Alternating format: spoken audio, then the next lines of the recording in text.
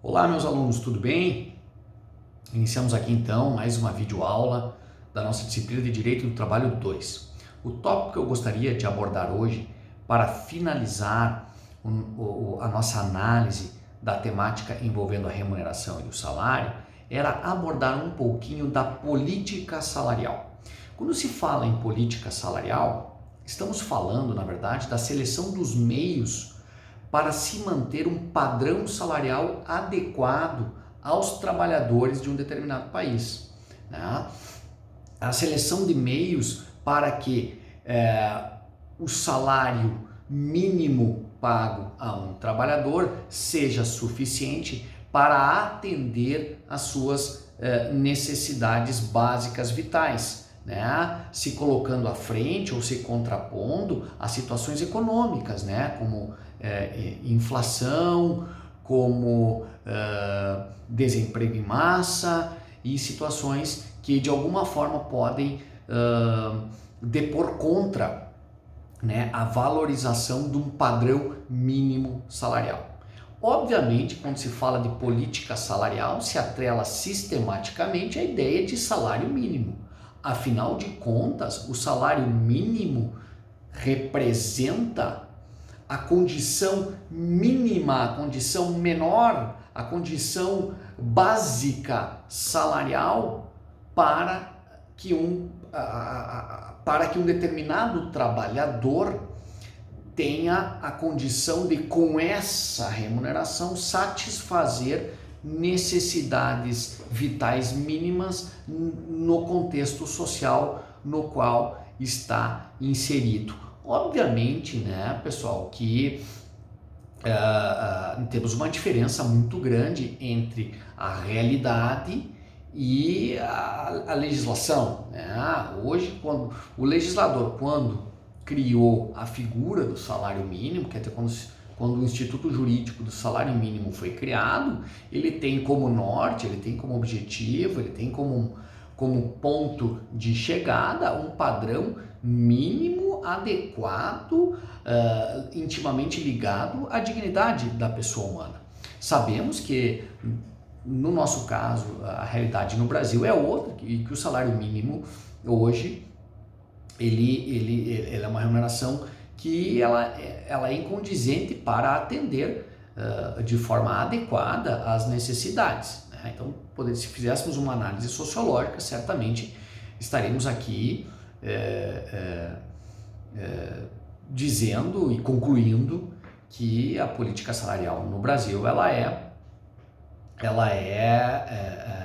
não é adequada aos fins a que se destina. Mas esse não é o nosso objetivo. Nosso objetivo aqui é entender que o salário mínimo ele está inserido dentro do contexto de uma política salarial, dentro de algo bem maior que tem por objetivo resguardar um padrão salarial para o empregado.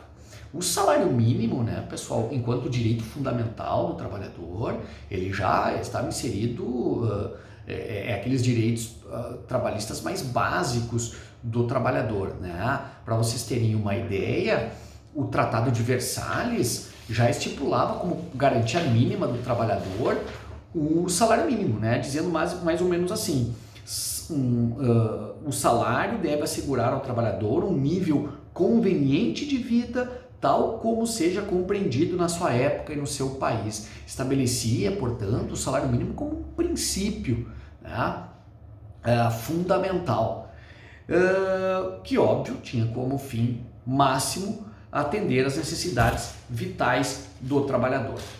O salário mínimo hoje é um direito fundamental, está no nosso artigo 4º da Constituição, no artigo 7º da Constituição Federal, inciso 4º, que fala que é direito do trabalhador um salário mínimo.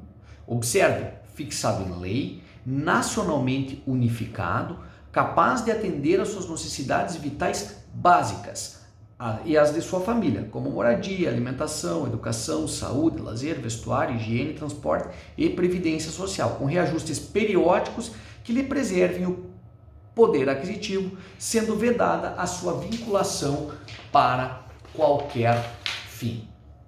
Então vejam bem, a noção que a gente deve ter do salário mínimo no contexto da política salarial é que ele é uma ferramenta indispensável de proteção ao trabalhador, né? Quando se assegura que nenhum trabalhador pode ganhar no salário mínimo e que o salário mínimo é um direito fundamental, se assegura ao trabalhador, ou se pretende assegurar um trabalhador, um valor salarial digno, um valor salarial capaz de atender às necessidades vitais do trabalhador e de sua família. Alguns elementos aqui são muito importantes, né? Primeiro, é fixado em lei, salário mínimo fixado em lei. O segundo, nacionalmente unificado, quer dizer, num país de proporções continentais, a ideia do nacionalmente unificado é trazer um padrão mínimo para o trabalhador brasileiro, sem esquecer, sem olvidar do salário mínimo regional. Mas o salário mínimo regional nós já estamos falando de um degrau acima do salário mínimo nacional, quer dizer, nós temos um padrão mínimo unificado que é o salário mínimo nacional.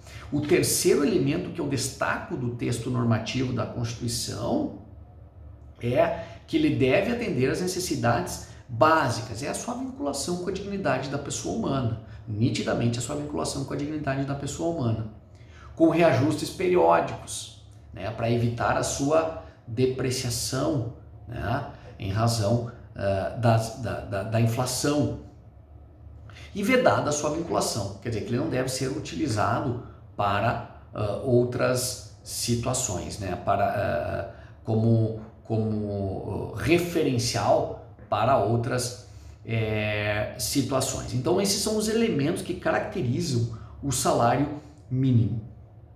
É importante, né, pessoal, que também o artigo 76 da CLT traz a ideia do salário mínimo aí dando inclusive um conceito de salário mínimo, falando em contraprestação mínima, quer dizer, o menor valor que o empregador pode pagar ao empregado. Contraprestação mínima devida e paga diretamente pelo empregador a todo trabalhador, e fazendo aquelas ressalvas muito importantes, embora não deveriam estar mais em voga, mas a sociedade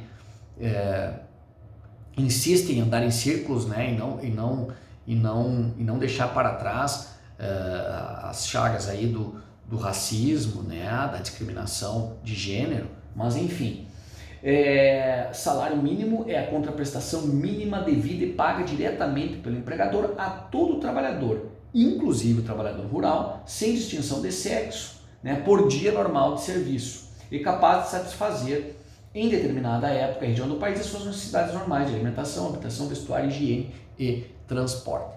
Tem uma situação importante, né, pessoal? Ah, professor, então isso quer dizer que ninguém pode ganhar menos que R$ 1.045? Não é bem assim.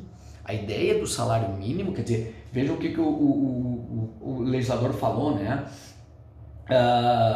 A todo trabalhador sem distinção, vejam aqui, a salário mínimo é a contraprestação mínima devida e paga diretamente pelo empregador a todo trabalhador, inclusive trabalhador rural, sem distinção de sexo, por dia normal de serviço. Então, a ideia é de o salário mínimo vinculado à sua disponibilidade. Quer dizer, se o contrato, obviamente, ele é inferior a, por exemplo, 8 horas diárias, né, ele vai receber o salário mínimo proporcional ao período efetivamente trabalhado. Um trabalhador por tempo parcial, por exemplo, pode, em razão da sua jornada de trabalho, receber menos que 1.045. O que ele não pode receber é menos que o salário mínimo nacional, né, pelo dia de trabalho. Quer dizer, a proporcionalidade que deve ser aplicada a esse caso. É preciso lembrar também, colegas, que nós temos aqui, quando se fala em salário mínimo, a gente conceitua, e vimos aqui, como a menor contraprestação. A menor contraprestação que o trabalhador, o empregado, pode receber, né? Sendo que, inclusive, o artigo 117 da CLT, repito, 117 da CLT, fala em nulidade de pleno direito, né, de qualquer contrato ou convenção que estipule remuneração inferior ao salário mínimo.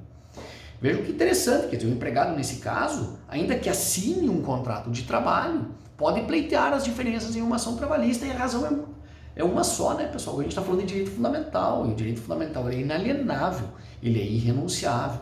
Então é nulo de pleno direito qualquer convenção contratual nesse sentido.